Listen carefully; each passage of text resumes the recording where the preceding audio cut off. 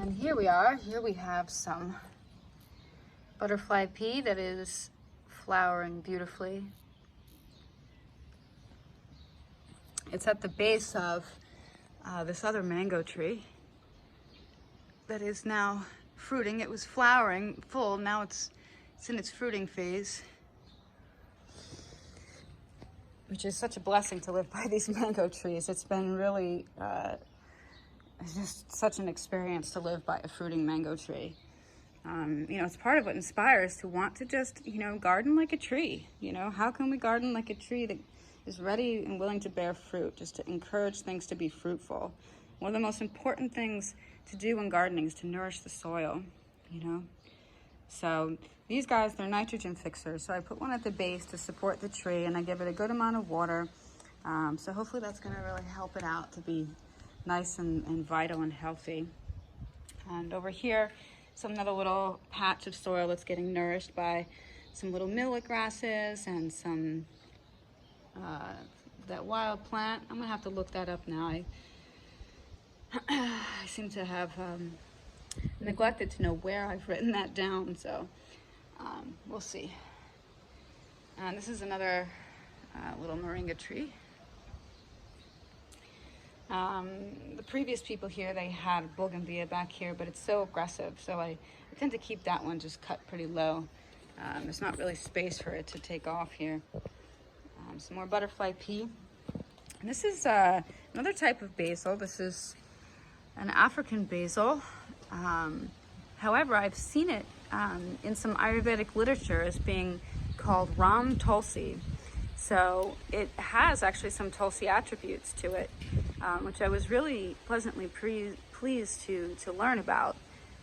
It's a pretty clovey basil, so it's very strongly antimicrobial, and you know, it really helped me a lot when I had the virus. It's a nice plant to have around, and it's very calming as well. I've noticed the tea is very nurturing that way. And these are some elderberries, which one day we were riding around and I just happened to see. I'm like, look, that looks like elderberry. So I had gotten a plant and in a previous place we lived and popped it in the ground, and it really took off and flowered amazingly. And then we ended up having to move from that place, so I had taken some cuttings and made some small baby plants, and that's what these came from. But as you can see, they I don't know if it's glaring or not, but they just grow kind of straggly like, and they get this growth at the top. They get a pretty good amount of sun here, but there's something that's rather strange about this soil over here too. So I'm beginning to nurture that here. I had one really big butterfly pea that had been up for a while, and so I decided to chop it all the way down to the ground before it started getting insects and bugs, because they will do that at some point in time. So I got a lot of nice organic matter and have just, you know, mulched it here pretty good, along with some other herbs that are kind of past their time, just, you know, to mulch the area up. This bunch over here, I actually gave them a good pruning, and so it's starting to give off some more suckers at the base here, getting a little bit more bushy. And so moving along a little bit, and see the millet grass, you see how sparse it grows here? There's just something about the soil over here, and there's a little mint that's pretty slow to come along also. But again, for whatever reason, the basils, they seem to really like it. This is the Ram Tulsi that is just coming right along.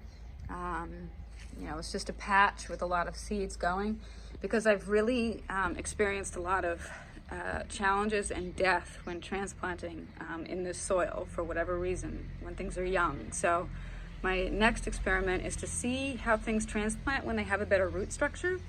So even though they're tight and close together, I'll still be able to trim things back as they get more of a root, and then move them in that phase and see if I'll have a better sense of success, because there are, you know, probably there's at least 100 plants, you know, tucked in here.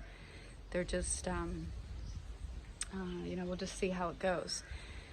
The butterfly peas, they seem to transplant pretty well, and they have, you know, when they're about that size and have a root. I've done that. That's kind of what gave me the idea. Let them get a little stronger root. And here's some dill. This is a little experiment I did. I put a little kale inside of the, where is it? A little kale inside of the dill. The sun's getting a little strong, so I don't know how well you can see, but.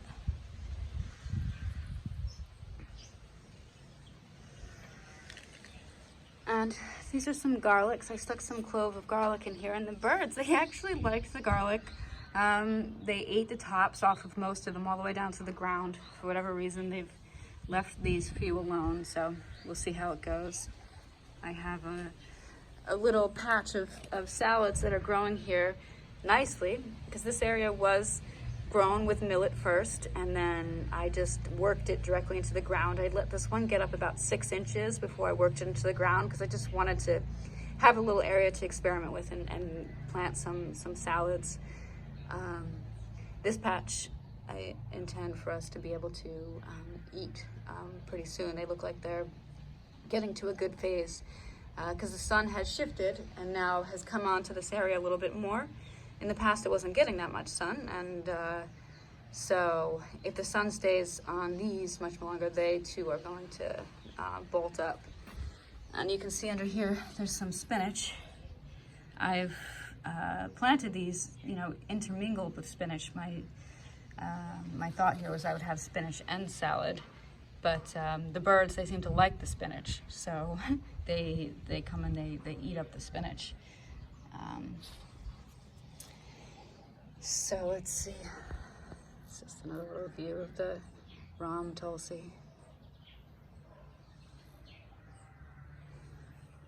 And over here too, this is another moringa.